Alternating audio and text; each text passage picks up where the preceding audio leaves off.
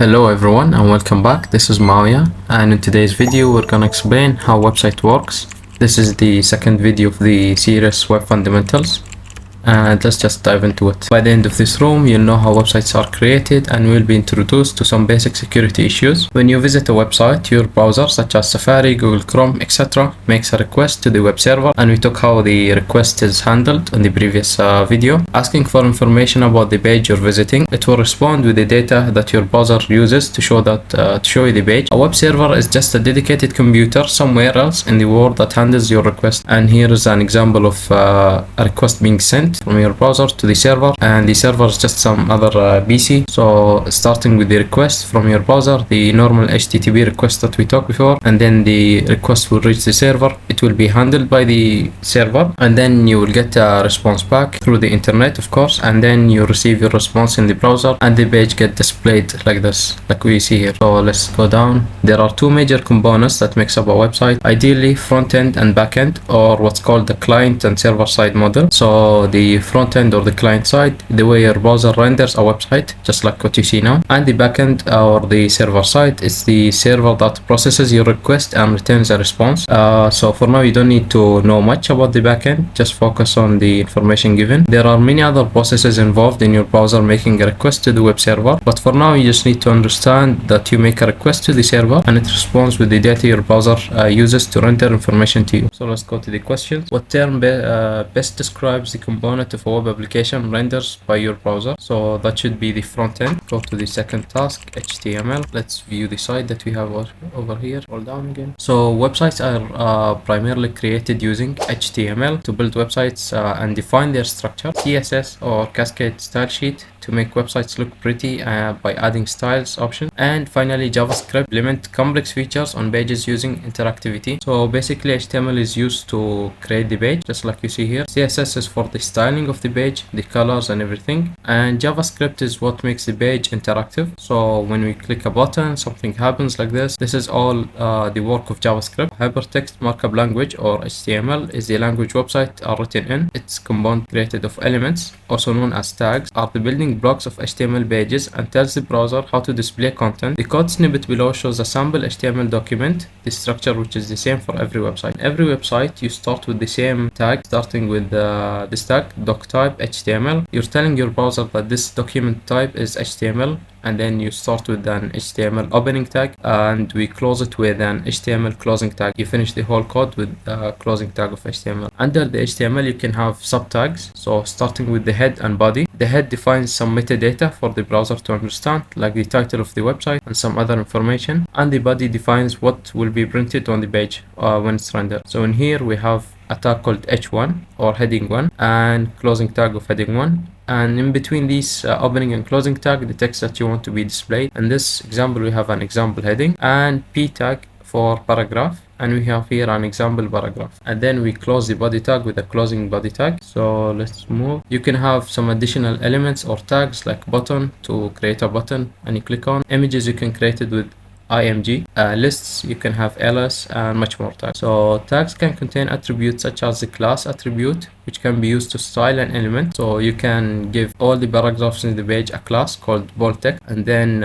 in this class, every p tag that has this class the text will be transferred to bold. Or the src or the source attribute, which is used on images to specify the location of the image. Image src image /cat.jpg. So this is usually on the server side. This is the location of the image. You have to navigate to this folder, and inside it this is the image, and this is called the path or relative path. An element can have multiple attributes, each with its own unique purpose. For example, you have the p tag with attribute 1 equal the value 1 of this attribute, and attribute with its own value.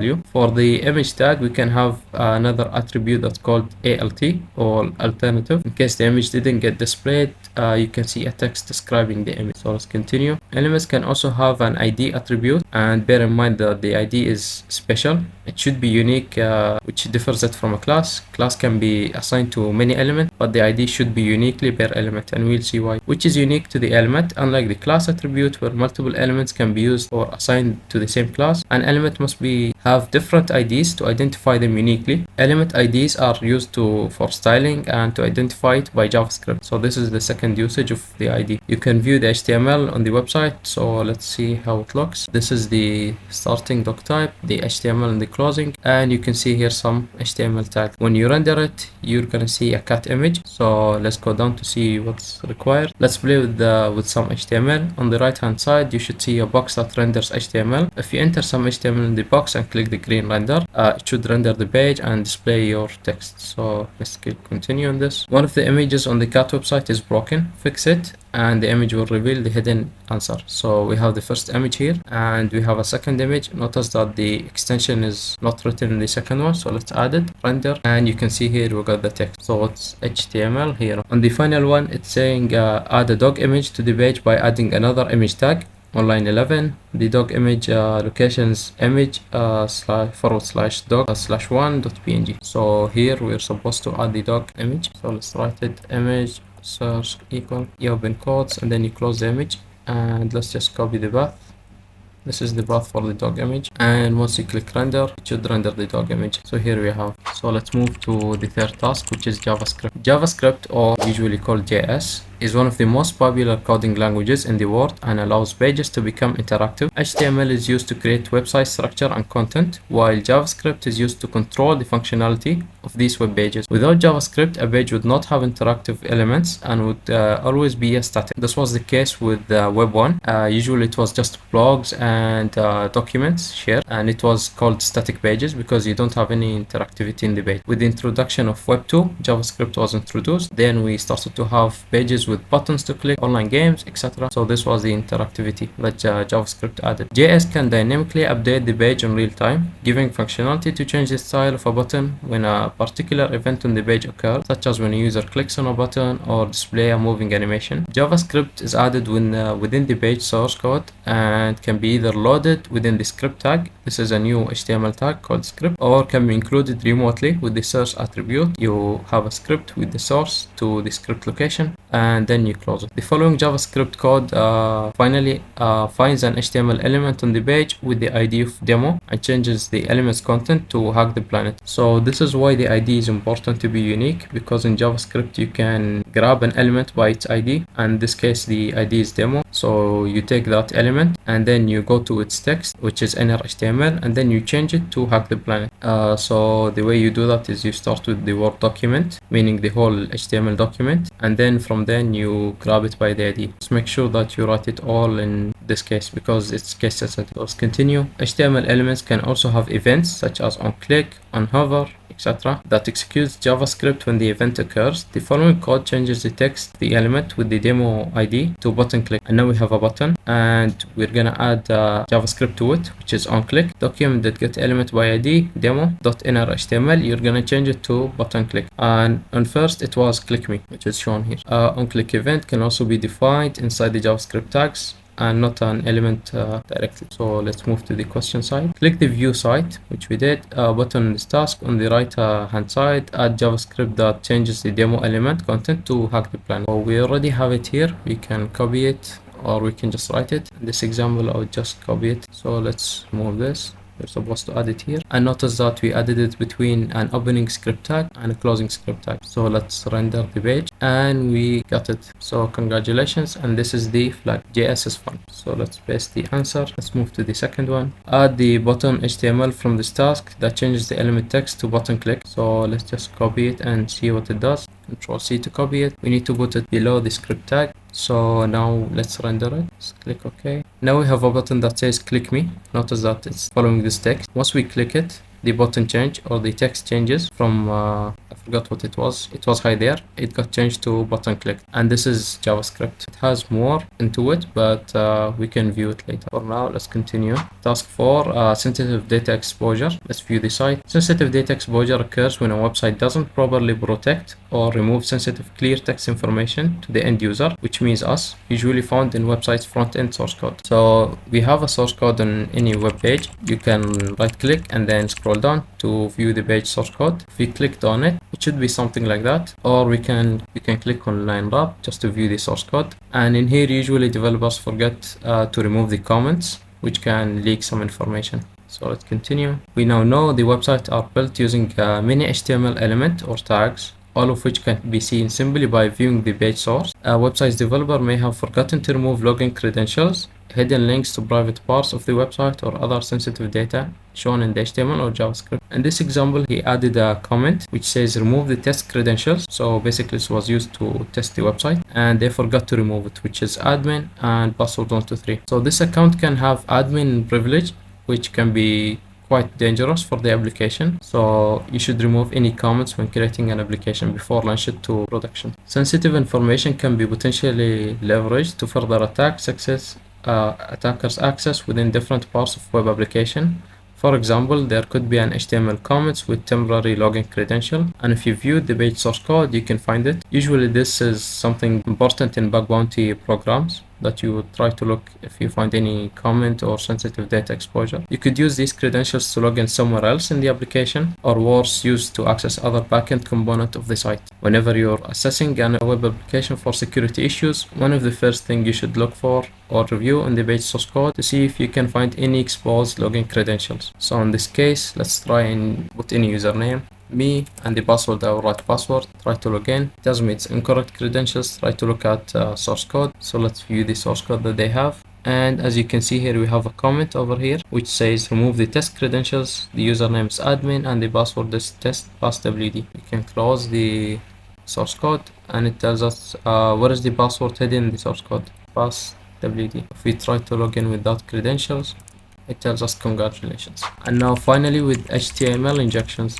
HTML injections is a vulnerability that occurs when unfiltered user input is displayed on the page. If a website fails to sanitize user input, filter any malicious text that the user inputs into a website, and that input is used on the page, an attacker can inject HTML code into the vulnerable website. So basically what happens is that you as a developer, you shouldn't trust the end user, even if you think that your users are angels and will not make any mistake. You shouldn't trust any user input, because in this example, let's say this was a form, and instead of adding a normal username, I add an image tag with the source equal x, and then I will add an event which calls on error, that if this image didn't load, and of course it will not because this is not a valid source, if it didn't load, I can prompt anything to the end user, or worse, I can redirect him to a location where I steal his cookies. Input sanitization is very important in keeping a website secure, as information a user inputs into a website is often used in other front-end and back-end. So whatever you enter as an end user, it will be processed on the back-end and then will be displayed somewhere on the page. So this is very critical to be sanitized. A vulnerability you'll explore in another lab